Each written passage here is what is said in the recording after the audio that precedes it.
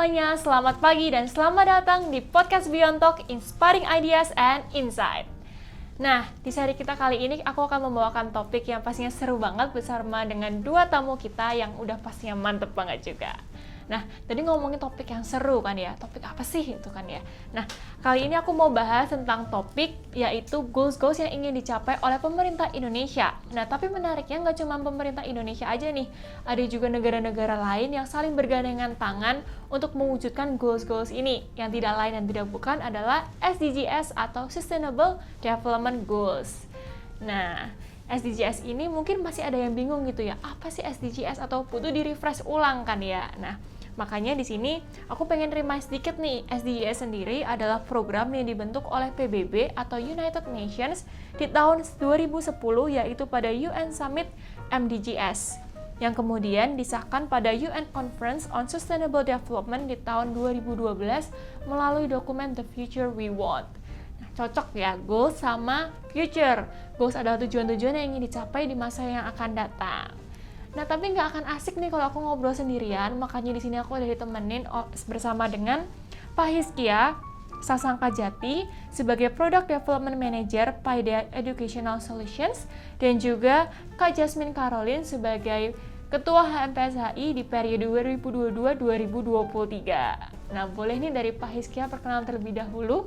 Oke, salam kenal. Nama saya Hizkia Sasangkajati. Sehari-hari saya sebagai Product Development Manager di Paideia Educational Solutions. Nah, ini kita sehari-hari kembangin ada konsultasi, ada workshop, dan juga ada teknologi untuk khususnya di area pendidikan memang. Oke, di area pendidikan nih kayaknya keren banget ya Pak. Mungkin boleh Kak Jasmine Caroline untuk memperkenalkan diri. Oke, halo semua, nama aku Jasmine Caroline, biasa dipanggil Jasmine. Sehari-hari aku seorang mahasiswa dan kebetulan di periode 2022-2023 ini aku menjabat sebagai Ketua Himpunan Mahasiswa Program Studi HI di UPH. Salam kenal semuanya. Oke, berarti saat ini masih mahasiswa aktif gitu? Iya, masih mahasiswa aktif. Oke, masih mahasiswa aktif. Nah, nih Kak, tadi kan aku udah sebutin nih tentang SDGs gitu. Kalau boleh tahu nih, kalau dari pendapat Bapak sendiri, apa sih SDGs itu? Oke, ya mungkin tadi seperti yang sudah disampaikan ya, ini adalah salah satu proyek bersama negara-negara yang tergabung di PBB terkait dari beberapa area yang memang ingin dicapai untuk ada 4 area besar yang kalau saya nggak salah ingat ya, tetapi salah satu yang fokus yang mungkin akan kita diskusikan dan mungkin yang memang saya coba dalemin itu adalah di area pendidikan gitu. Bicara soal kesetaraan pendidikan, terus aksesibilitas pendidikan juga, seperti itu sih. Oke, kalau menurut Kakak sendiri gimana Kak SDGs? Sebenarnya saya juga setuju sama apa kata Bapak Hizkia tadi. Kita di hubungan internasional itu kan juga belajar tentang apa itu Sustainable Development Goals Program. Jadi program-program ini tuh bisa kita katakan juga program pembangunan. Karena di tahun 2030 ini pemerintah tuh ingin Indonesia itu menjadi negara yang makmur dan juga sejahtera. Maka kenapa ada SDGs ini gitu. Dan karena salah satu fokus kita adalah SDGs nomor 4, bagaimana pemerintah itu ingin membentuk pendidikan berkualitas untuk seluruh siswa-siswi mahasiswa di Indonesia ini. Mungkin itu akan menjadi yang akan kita bicarakan ke depannya, akan kita perdalam lagi ke depannya melalui perbincangan kita di hari ini gitu. Mungkin itu aja dari aku. Kalau misalnya menurut Kakak nih, kenapa sih SDGs itu penting gitu? Kenapa harus dicapai di 2030 tuh dengan dunia makmur gitu? Kenapa sih? Kenapa menurut aku SDGs itu penting? Karena kalau misalkan kita lihat dari kacamata anak muda sekarang gitu ya, jangankan anak muda deh, dari berbagai kalangan gitu. Mungkin kalau misalkan kita lihat itu kita nggak bilang di sini masih banyak kurangnya, cuman kita bilang masih banyak yang perlu dikembangkan gitu. Kenapa masih banyak yang perlu dikembangkan? Karena kita itu masih belum berkecukupan gitu. Masih belum berkecukupan itu dalam tanda kutip. Bukan berarti masih belum berkecukupan kita berkekurangan gitu. Belum berkecukupan kita itulah yang perlu kita kembangkan untuk mencapai Indonesia lebih makmur dan maju di tahun 2030 nanti. Karena kalau misalkan gak ada SDGs, kita nggak akan bisa makmur dan sejahtera di tahun 2030 itu. Gitu. Iya. Menarik ya. Makanya penting gitu. Kalau dari Bapak sendiri gimana Pak? Yang aku lihat sebuah gerakan pembangunan gitu ya, itu perlu adanya satu tujuan dan dokumentasi yang jelas gitu. Karena kalau kita bicara soal sebuah gerakan tanpa adanya tujuan ya mungkin kita bergerak gitu, tetapi kita tidak tahu kemana. Nah, yang menjadi unik dari SDG ini adalah satu kesepakatan. Jadi negara-negara di bawah PBB itu kita bersepakat untuk melakukan sebuah gerakan pembangunan yang sustainable gitu ya, yang berkelanjutan memang secara target itu 2030 gitu. Nah, tapi tadi ini kan sebenarnya nggak akan stop di 2030 saja. Ini aku yakin adalah sebuah proyek yang jangka panjang yang memang diinisiasi dan dimulai sekitar 20 tahun awal dulu ini nih. Dengan adanya tujuan yang jelas dan terdokumentasikan dan dijalankan bersama-sama, ini menjadi sebuah pekerjaan rumah yang menurut saya setiap negara itu menjadi lebih ringan gitu, karena tidak dikerjakan sendirian. Dan khususnya kalau kita bicara konteks Indonesia, 2030 itu kan ya kita masuk ke dalam fase kita dapat bonus demografi nih. Nah, dengan adanya satu framework pembangunan yang jelas, mungkin ini akan sangat membantu karena ya murid-murid sekarang gitu ya, anak-anak SD sekarang, anak-anak SMP, SMA sekarang, mahasiswa sekarang, itulah mereka yang akan menjadi penggerak roda Indonesia itu sendiri di tahun 2030, 2045 kalau kita bicara Indonesia Emas 2045 gitu sih di bonus demografinya. Oke. Tadi udah disebutin gitu kayak ada nih generasi-generasi saat ini akan menjadi penggerak gitu. Salah satunya berarti kita bisa memodalinya dengan memberikan pendidikan yang bermutu gitu kan ya. Betul. Nah, tapi kenapa sih gitu pendidikan bermutu tuh penting dan gimana menurut Bapak tuh pendidikan yang bermutu tuh maksudnya gimana gitu? Oke, kalau kita bicara konteks pendidikan ya, ini sebenarnya bicara tentang ya menggali diri gitu. Karena kalau bicara pendidikan pada spesifiknya dan lebih dalamnya lagi, sebenarnya pendidikan paling awal itu dimulai dari pendidikan moral yang ada di keluarga. Nah, tetapi peran keluarga sebagai sebuah lembaga sosial untuk mendidik secara moral gitu ya, itu tidak akan maksimal ketika kita bicara hanya di keluarga. Kita butuh komunitas yang lebih besar, sehingga ada lembaga pendidikan juga gitu. Kita bicara mungkin sekolah formal, kita bicara university dan sebagainya.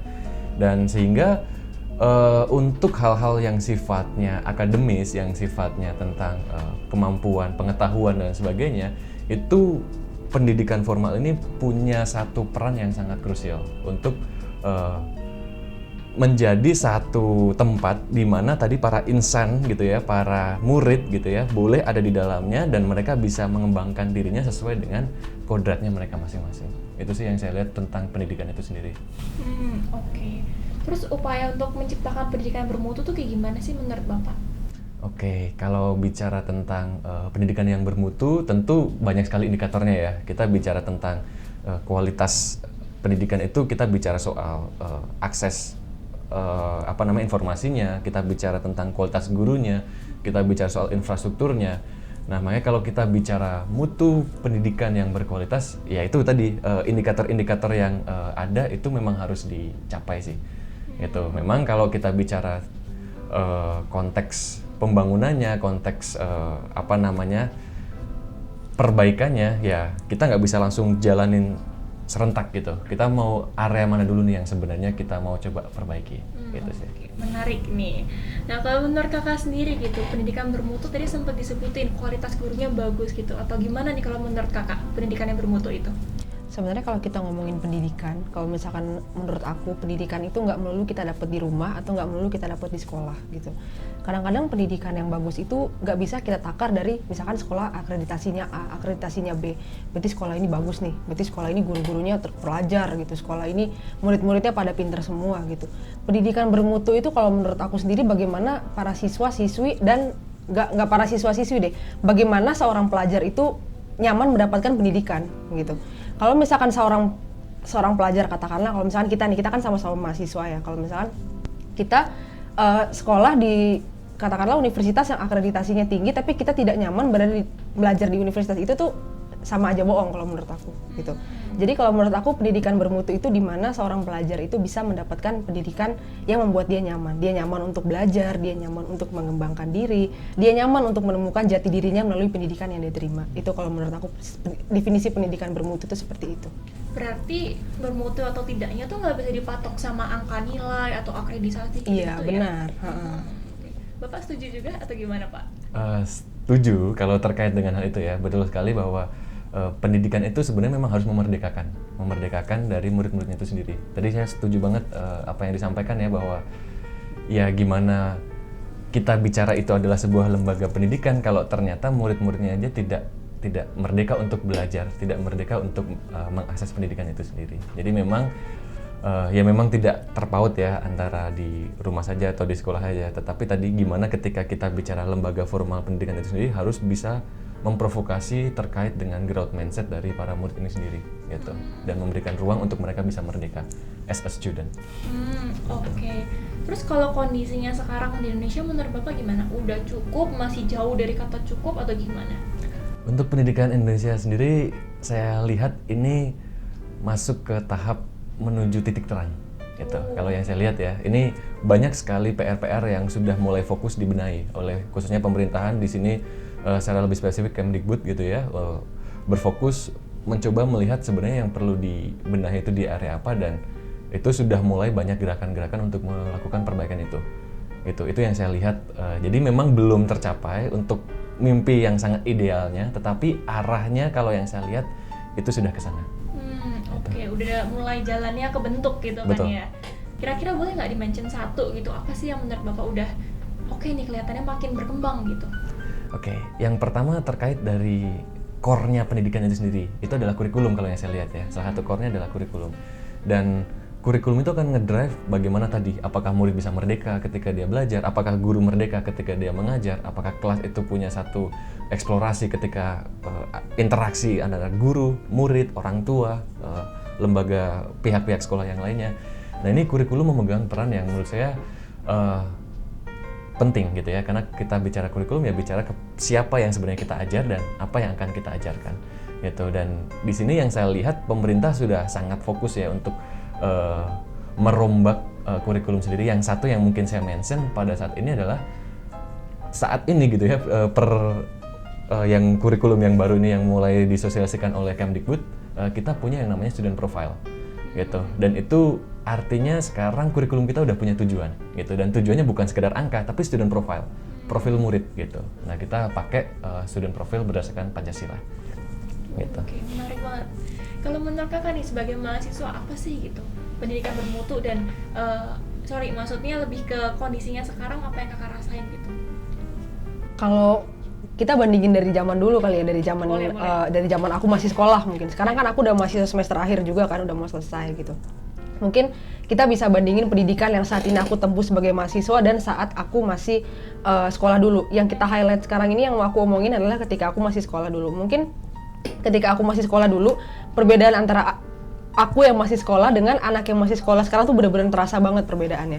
Dan menurut aku yang paling terasa itu adalah ketika kita pandemi kemarin. Kita coba kita omongin kalau katakanlah pandemi ini terjadi di tahun 2010, di saat teknologi belum maju gitu.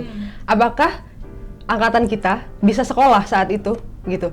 Di saat kita kelok di rumah semua gitu, laptop masih belum ada ininya, masih belum ada Zoom, masih belum ada apa. Apakah kita bisa tetap sekolah waktu kita pandemi di tahun 2010 itu gitu.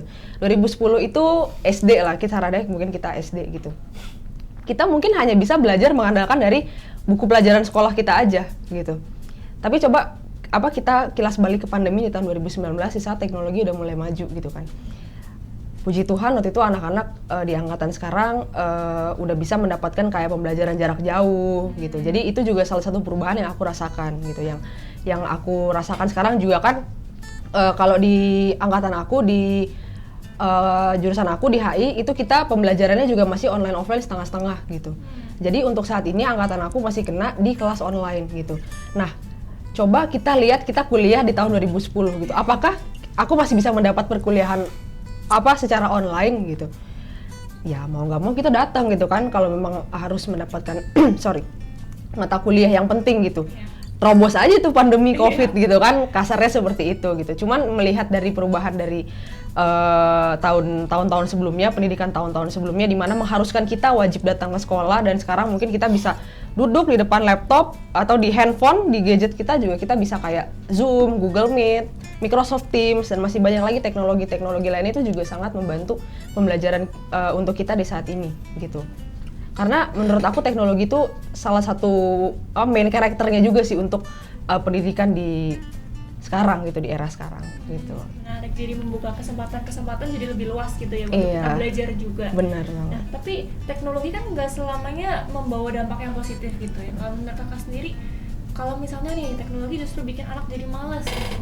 Misalnya nih, tadinya ngerjain tugas, awalnya cariin dari buku gitu, sekarang buka Google semuanya keluar, tinggal satu fase selesai. Yang kayak gitu-gitu gimana nih Kak? Nah, itu juga termasuk pendidikan teknologi sebenarnya. Oh, iya. okay. Karena coba kita kalau ngomongin teknologi, kita ambil studi kasus, kita ambil gadget. Siapa sekarang di sini yang nggak punya handphone, gadget gitu? Iya, benar. Ya, dari kecil. Siapa di sini yang nggak punya gadget, nggak punya iPad, contohnya iPad, tablet dan segala macam gitu kan? Kalau orang tua zaman sekarang mungkin nyebutnya ponsel pintar, smartphone gitu kan. Kalau misalkan kita lihat di restoran-restoran gitu, anak kecil duduk di baby chair, megangnya apa? Gadget, bukan buku gitu kan. Mungkin ini nyambung ke pertanyaan Kak Iren juga tadi kan gitu. Menurut aku pendidikan tentang gadget itu juga penting ditanamkan di usia anak saat mereka masih kecil gitu. Ini kalau untuk menanamkan pendidikan seperti ini, menurut aku yang paling penting berperan itu adalah orang tua gitu. Orang tua itu bagaimana mereka bisa menanamkan bahwa gadget ini digunakan hanya untuk ketika perlu, bukan terus-menerus mereka harus main segala macam gini. Karena memang benar, aku juga setuju kalau misalkan gadget itu juga kadang-kadang bikin anak jadi males. Jangankan anak, jujur kita aja jadi males gitu kan. Kalau misalkan coba bayangin, kalau misalkan dosen nyuruh kayak kalian boleh baca buku saya dari halaman 120 sampai 150. Kadang-kadang malas gue cari di internet aja deh gitu. Tidak menutup kemungkinan, memang seperti itu. Aku sendiri aku akui seperti itu. Jadi untuk menghindari kemalasan atau kayak pengen ekstra cepet gitu, itu sesuatu yang harus ditanamkan dari orang tua ke anak kecil itu sendiri. Itu harus ditanamkan di usia dini sebelum terlambat kalau menurut aku. Karena untuk menghindari mereka untuk apa-apa bergantung sama gadget. Kita yang udah dewasa aja bergantung sama gadget agak sedikit bahaya, apalagi anak-anak gitu. Oke, menarik banget nih. Kalau dari Bapak sendiri gimana? Dengar-dengar dulu Bapak pernah ngajar juga ya? Betul. Gitu. Nah, gimana nih Pak? Kalau anak muridnya gitu ngerjain tugasnya cuma copy paste dari Google gitu? Oke, kita bicara tentang teknologi dulu ya sebelum masuk ke area kelas tadi. Iya, sepakat banget sih tadi yang sudah disampaikan ya. Teknologi itu selalu punya dua sisi ya. Kita mau menggunakan sisi baiknya atau sisi buruknya pasti juga ada. Ya sama lah kayak kalau kita bicara teknologi yang berkembang seperti saat ini, kan kita bicara soal teknologi digital gitu. Tapi kalau core-nya teknologi sendiri itu kan ya kalau kita cari definisinya it's a tools ya. Ini hanya sebuah alat gitu, dan pendidikan dari dulunya sudah menggunakan banyak sekali alat gitu. Sebutkan ya pintu itu kan juga alat, papan tulis itu juga alat, buku itu juga alat dan sebagainya lah. Nah sekarang ketika bentuk alat-alat itu berubah, yang memang perlu sangat dibekali itu adalah terkait dengan mindset dan how to use-nya tadi yang seperti sudah disampaikan juga ya, bahwa kalau mungkin istilahnya saat ini kalau teknologi yang digunakan anak-anak saat ini adalah teknologi digital gitu, tapi yang jarang sekali dibekali adalah digital citizenship gitu. Jadi bicara soal bagaimana digital itu digunakan sebaik mungkin dan semaksimal mungkin dan seaman mungkin, itu banyak anak-anak kita yang belum aware gitu, sehingga banyak sih sebenarnya kalau kita bicara kasus ya terkait dengan kejahatan digital ataupun terkait dengan hal-hal yang tidak seharusnya dilakukan oleh murid-murid secara digital, itu banyak. Jadi tidak hanya terpaut soal nilai aja, tapi kalau saya mau menyampaikan terkait dengan kemudahan tadi ya yang akhirnya memprovokasi anak-anak untuk menjadi seorang anak yang malas. Ini saya nggak mau menyorot dari segi muridnya, tapi yang saya mau sorot dari segi gurunya, gitu. Karena salah satu yang penting dari segi guru itu adalah bagaimana guru itu mendesain yang namanya instruksi belajar, atau kalau di pendidikan itu sendiri instructional design kita sebutnya, gitu ya. Nah, instructional design atau instruksi murid harus ngapain aja itu memang perlu dipikirkan dengan sangat baik oleh guru. Sehingga seperti tadi, kalau seandainya ada guru memberikan tugas, berikan rangkuman buku dari halaman 1 sampai halaman 10. Dengan mudah kan kita tinggal cari di internet ya, dapat. Tapi kalau pertanyaan instruksinya kita ganti gitu ya, apa tanggapan kamu terkait dengan yang ada di buku dari halaman 1 sampai 10 dikaitkan dengan kondisi kamu di rumah gitu.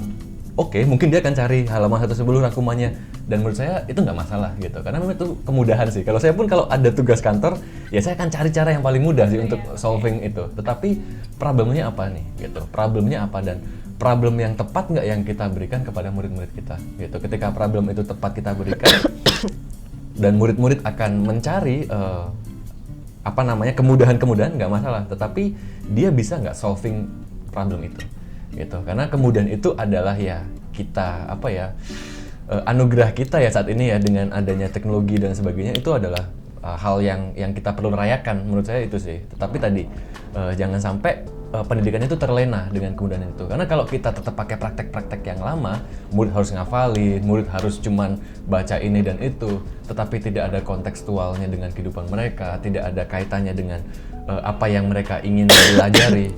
Ya tadi jatuh-jatuhnya tugas selesai, tapi dapatnya apa? Ya kadang-kadang nihil. Itu sih yang saya lihat dari teknologi itu sendiri. Oke, menarik. Jadi dari sisi gurunya pun harus bisa pinter-pinter gitu untuk rubah gitu dari perspektif untuk membuat soalnya, harus rubah untuk analisis yang seperti itu. Betul. Nah, tapi teknologi kan sekarang makin berkembang juga nih Pak. Ada kayak chatbot yang bisa membuat kita tinggal tulis nih, buatkan saya artikel yang dikaitkan dengan tadi kegiatan di rumah gitu. Itu juga sekarang udah mulai Keluar ya? muncul. Iya, keluar. Gimana ya Pak solusinya mungkin? Iya, Tanggapannya. itu kalau yang saya lihat sih dengan konteks sekarang ya, dengan generative AI seperti ini atau large language model yang AI yang lagi berkembang seperti saat ini gitu ya, itu memang ada dua pandangan sih yang saya lihat sih. Di dalam pendidikan pun ada yang melihat itu sebagai utopia, ada yang melihat sebagai distopia. Tapi ya saya nggak mau cuman kita terpatok sama, oh ini bagus, ini nggak bagus, jangan dipakai, ini dipakai. Kembali lagi tadi ke kelasnya itu sendiri. Jadi pendidikan khususnya di dalam ruang kelas itu jauh menurut saya jauh lebih penting dibanding adalah sekedar transaksional informasi gitu ya. Artinya guru ngajarin ini, murid dapat itu kan transaksional nih. Mungkin hal yang perlu lebih digali dan memang ini yang seharusnya menjadi salah satu tujuan pendidikan adalah tentang membangun relasi itu sendiri. Jadi bagaimana pembelajaran di kelas itu harusnya lebih relasional gitu, sehingga kalau saya sendiri saya nggak bisa mencegah arus perkembangan dari perkembangan teknologi tadi, generative AI yang sudah sangat berkembang gitu ya. Ya itu harus kita gunakan, tetapi yang perlu kita kembangkan adalah regulasinya gitu. Sehingga tadi memang penting sekali guru harus memahami konteks tentang teknologi sudah berkembang seperti ini, sehingga dari guru merancang soal, guru merancang tugas-tugas itu ya tadi harus lebih kreatif, sehingga murid boleh nggak pakai itu? Boleh, tetapi apakah itu akan solving problem? Saya kira belum sih. Kalau seandainya problem yang didesain itu konteks kehidupan asli ya gitu, real life problem gitu. Tadi disebutin gitu kan, kalau misalnya gurunya juga harus pintar, harus disesuaikan juga dengan apakah itu real problem atau enggak gitu. Nah kalau dari sisi mahasiswanya gimana nih Kak? Gimana? Maksudnya gimana ini? Nih, kan kita udah mulai ada nih chatbot yang seperti itu, generative AI gitu, yang membuat kita kalau ngerjain tugas atau apapun, mau dikaitin dengan kontekstual atau studi kasus pun kita bisa cari langsung muncul semuanya. Nah kalau dari kakak gimana melihat fenomena itu? Itu tuh apakah akan membuat pendidikan menjadi lebih lambat berjalannya untuk mencapai pendidikan yang bermutu, atau ya itu cuma tools aja gitu, yang memang kita juga harus bisa beradaptasi, pintar-pintar nih pilahnya kayak gitu. Iya, sebenarnya kalau itu bisa membuat pendidikan sebagai melambat atau pendidikan sebagai bertumbuh, kalau menurut aku sebagai mahasiswa sih itu di tengah-tengah gitu. Itu tuh bisa dijadikan sebagai tools, bisa dijadikan sebagai tools di mana mempermudah kita, tapi di sisi lain sisi negatifnya yang membuat kita kadang-kadang lebih malas gitu. Apa yang sudah-sudah tuh ya udah kita ambil aja gitu. Jatuhnya kita tidak berpikir gitu. Jadi kita tidak berpikir, tidak menganalisis tentang studi kasus yang kita dikasih oleh dosen ini. Kayak misalkan kaitkan pendidikan sekarang dengan hal-hal apa yang sekiranya relevan gitu. Udah ada di Google gitu. Ya udah kita tinggal ganti-ganti aja dengan apa yang ada di Google gitu. Jadinya kita tidak berpikir bagaimana kita bisa menganalisis hal-hal apa yang sekiranya relevan dengan pendidikan bermutu yang ada di Indonesia sekarang gitu. Jatuhnya kalau misalkan penyakitnya lagi kumat, penyakit malasnya lagi kumat, itu jatuhnya bisa jadi plagiat kalau di dalam kehidupan kampus gitu. Karena apa yang udah ada kita ambil, cuman kita ganti-ganti dikit gitu. Bahkan parahnya ada yang tidak diganti lagi malahan gitu. Itu parahnya seperti itu gitu. Jadi menurut aku itu tuh ada di tengah-tengah sih. Itu bisa mempermudah kita, tapi kalau misalkan kita terlalu mudah, itu bisa jadi sisi negatif juga untuk kita.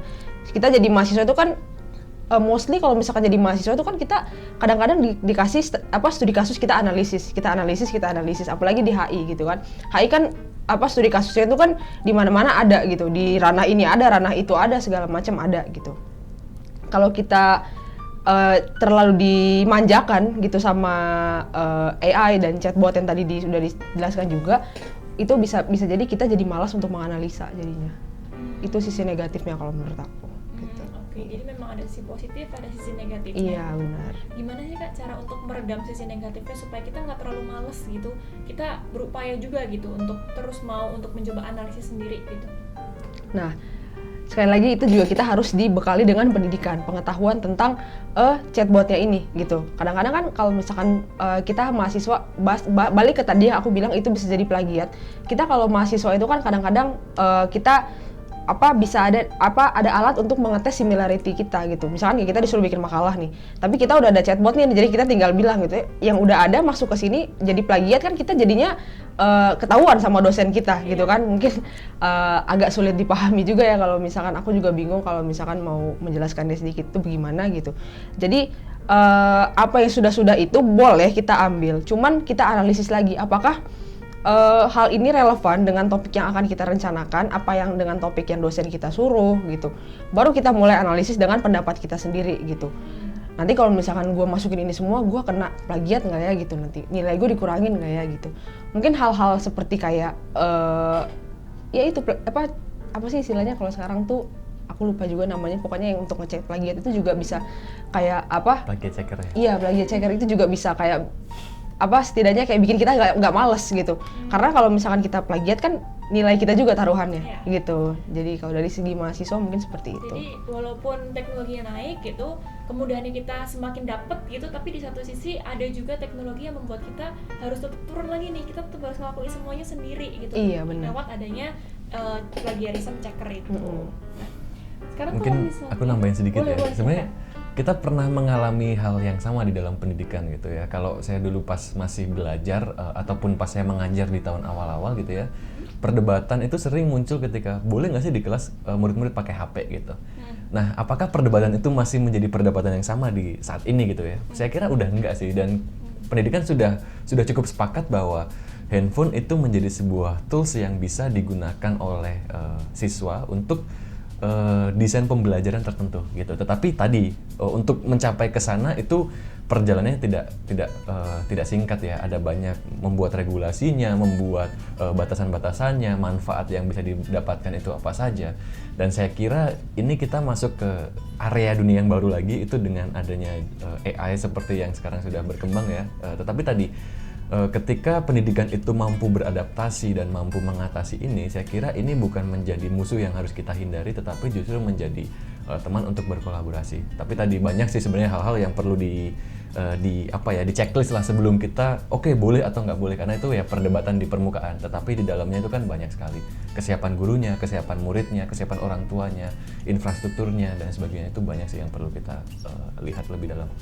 Tadi sempat disebutin juga kan kalau misalnya ada sekolah-sekolah yang menjadi perdebatan boleh bawa handphone atau nggak boleh bawa handphone. Nah, ini ada kaitannya nggak sih kira-kira sama pendidikan yang eksklusif gitu? Biasanya kan kalau sekolah-sekolah mungkin yang internasional gitu, dulu pun boleh gitu anaknya bawa handphone, tapi kalau sekolah-sekolah yang lebih cenderung kayak nasional tuh nggak boleh bawa handphone atau HP-nya harus dikumpulin gitu kan kalau di sekolah. Atau bahkan mungkin nih yang di pelosok tuh masih belum punya literasi digital yang cukup gitu kan ya. Nah, ini ngefek nggak tentang inklusivitas pendidikan gitu? Oke, yang aku lihat tadi sih terkait dengan aksesibilitas seperti ini, yaitu bicara soal policy dan bicara soal kesiapan gitu. Kita nggak boleh menyalahkan juga mungkin ketika sekolah waktu saat itu ya, kita bicara konteks beberapa tahun yang lalu, sekolah tersebut melarang untuk murid membawa handphone gitu. Ya, untuk di ranah awal ketika policy, ketika tujuan, ketika frameworknya belum jelas, itu kalau kita izinkan itu bisa chaos gitu. Justru dengan mengambil keputusan pada saat itu dilarang dulu, itu hanya menunda aja. Kita sambil bikin peraturannya, bikin frameworknya, bikin kejelasannya, kita larang dulu. Itu nggak masalah sih menurut saya gitu. Selama ya jangan dilarang terus, karena kalau dilarang terus ya kembali lagi sebenarnya pertanyaannya tujuannya apa gitu, kenapa nggak boleh gitu. Nah, kalau bicara lagi untuk konteks saat ini gitu ya, aksesibilitas tentang informasi, ada perbedaan. Mungkin kalau sekolah internasional sekarang udah nggak ada istilah sekolah internasional ya. Sekarang kita sebutnya SPK gitu ya, Sekolah Perjanjian Kerjasama gitu. Aku lupa sih kasusnya, ada kasusnya lah, tapi akhirnya bergeser tuh dari international school sampai ke Sekolah Perjanjian Kerjasama. Dan ini kan kadang kelihatan ya cukup mencolok perbedaannya. Ya sekali lagi ini kan bicara resources, kita bicara soal human resources-nya juga, infrastrukturnya juga, faktor-faktor banyak lah yang pendukung-pendukung di belakangnya gitu. Sehingga ketika kita bicara ada perbedaan, ya mungkin tetap ada. Nah, lalu yang menjadi PR atau pertanyaan adalah, lalu bagaimana untuk kesetaraan ini bisa tercapai gitu kan? Nah, ini memang PR untuk pemerintah khususnya gitu ya, dan kita sebagai penggeraknya, sebagai pelaku-pelaku di bidang pendidikan itu juga perlu bergandengan tangan sih gitu. Karena kalau bicara soal aksesibilitas pendidikan, ya pemerintah sekarang saya lihat sedang sangat bekerja keras untuk ke arah sana gitu. Bicara soal infrastruktur dan sebagainya itu lagi didorong ke arah sana gitu. Bahkan bekerja sama dengan pemerintah pusat. Memang sayangnya gitu ya, kemarin tahu sendiri kan kasus lagi bikin menara BTS malah dikorupsi. Itu kan sebenarnya salah satunya untuk akses pendidikan dan di area-area yang 3T juga gitu. Ya memang arahnya lagi ke sana sih. Yang saya lihat tadi infrastruktur perlu, resources juga, human resources ya, khususnya guru-gurunya itu menjadi PR gitu ya. Karena kalau kita bicara kembali lagi ke SDG gitu ya, indikator paling terakhir adalah bicara soal kualitas guru gitu. Dan di Indonesia bicara soal pendidikan untuk menjadi seorang guru itu masih sangat jarang gitu. Mungkin kampus-kampus ada yang menyelenggarakan itu, tetapi bicara soal kualitasnya itu saya kira di Indonesia masih sangat minim yang benar-benar aim-nya itu tujuannya adalah benar-benar mengeluarkan alumni-alumni guru yang memang siap untuk pendidikan yang bagus gitu sih. Oke, menarik ya. Kalau dari kakak sendiri ngerasain nggak sih stigma-stigma yang tadi yang aku sebutin, kalau misalnya lulusan dari mungkin sekolah perjanjian kerjasama tuh dinilai lebih tinggi karena mungkin paparan teknologi lebih tinggi, kualitas materi lebih bagus, yang kayak gitu ngerasain nggak? Kalau aku sih iya, dulu sempet ngerasain. Iya, waktu awal-awal aku baru lulus SMA itu kerasa banget memang itu. Karena kalau misalkan kita kan waktu lulus SMA kan kuliah nih, ospek gitu. Ketemulah dari berbagai macam sekolah gitu, ketemu teman-teman seangkatan dari berbagai macam sekolah gitu dan kenalan gitu. Dari sekolah mana, dari sini. Ketika ada yang menyebutkan dari SPK tadi, sekolah perjanjian kerjasama tadi, pasti mereka akan langsung kayak, oh wow, kamu dari sekolah ini ya, sekolah ini, pantesan itu, pantesan seperti ini gitu. Dan yang kita yang dari sekolah ya bisa dikatakan biasa aja ini jadi, oh kamu sekolah di situ. Responnya beda, respon masyarakat beda terhadap itu gitu. Dan bagaimana mengatasinya ya tadi aku setuju sama apa yang dibilang sama Pak Iskia, itu kualitas gurunya yang harus kita kembangkan gitu. Karena jarang anak muda sekarang itu mau mengabdikan diri untuk memberikan pendidikan ke orang-orang ke angkatan-angkatan bawah gitu. Apalagi ya karena yang sangat membutuhkan generasi berikutnya adalah angkatan-angkatan di bawah kita ini gitu. Dan menurut aku jarang sekali anak muda yang mau mengabdikan dirinya untuk memberikan pendidikan yang sudah kita punya ke mereka. Itu. Ya, jadi mungkin itu adalah benar tadi kata Pak Iskia, PR pemerintah untuk bagaimana caranya mengeluarkan alumni-alumni guru yang bisa memberikan pendidikan yang sangat amat bagus untuk angkatan-angkatan di bawah itu. Gitu. Menarik banget. Saya nambahin. Iya. Karena kalau refleksi dari apa yang disampaikan ya, angkatan saya, kalau bicara, oh kamu mau masuk kuliah jurusan apa, jurusan guru, itu biasanya adalah opsi terakhir gitu. Opsi pertama, entah dokter lah, arsitek atau apa. Kalau udah nggak diterima semua, yaudahlah saya masuk ke pendidikan, jurusan pendidikan gitu. Itu pasti masuk. Nah sehingga ya itulah akhirnya ketika ini menjadi last choice ya jangan salahkan juga ketika alumni nanti juga tidak well perform gitu ya. Nah, sehingga memang pemerintah punya PR bagaimana sektor pendidikan pun harus menjadi salah satu fokus yang khususnya untuk guru itu sendiri. PR-nya masih banyak ya buat pemerintah ya. Ya buat kita bareng-bareng. Jadi boleh lah sepertinya buat teman-teman semua, mungkin dari pemerintah atau dari sesama guru gitu, atau mungkin untuk mahasiswa, boleh disampaikan. Oh, pesan-pesannya ya. Pesan-pesan untuk menciptakan pendidikan yang lebih bermutu gitu, biar kita juga kontribusi gitu kan. Oke, mungkin aku kasih pesan-pesan untuk teman-temanku yang bergerak di dunia pendidikan, khususnya para guru-guru gitu ya. Kalian sudah mengambil jalur ini dan kalian hebat gitu ya. Yang perlu kita lakukan sekarang adalah bergandengan tangan. Ini bukan saatnya kita berkompetisi guru mana yang paling baik gitu ya, tetapi adalah saat untuk kita berkolaborasi untuk boleh menyelenggarakan satu pendidikan yang yang aksesibel untuk murid-murid kita, dan kita kasih yang terbaik untuk mereka. Karena ya mereka adalah yang akan pegang nih Indonesia 2045 nanti. Oke, wah keren banget nih pesan-pesannya. Mungkin dari Kak Jasmine boleh? Kalau tadi Pak Hizkia kasih untuk para guru, mungkin aku kasih ke teman-teman siswa-siswi, mahasiswa di luar sana ya. Jadi mungkin yang mau aku sampaikan adalah teruslah belajar, jangan pernah berhenti belajar. Karena mau setua apapun kita, sedewasa apapun kita, mau berapapun umur kita tuh tidak akan pernah berhenti belajar gitu. Kita tuh pasti akan mendapatkan pembelajaran baru setiap harinya, setiap jamnya, setiap menitnya, itu pasti akan tetap mendapatkan banyak pembelajaran baru. Jadi jangan merasa kalau kita sudah cukup. Teruslah kejar apa yang kalian inginkan. Teruslah belajar, jangan pernah bosan untuk belajar. Walaupun belajar itu melelahkan.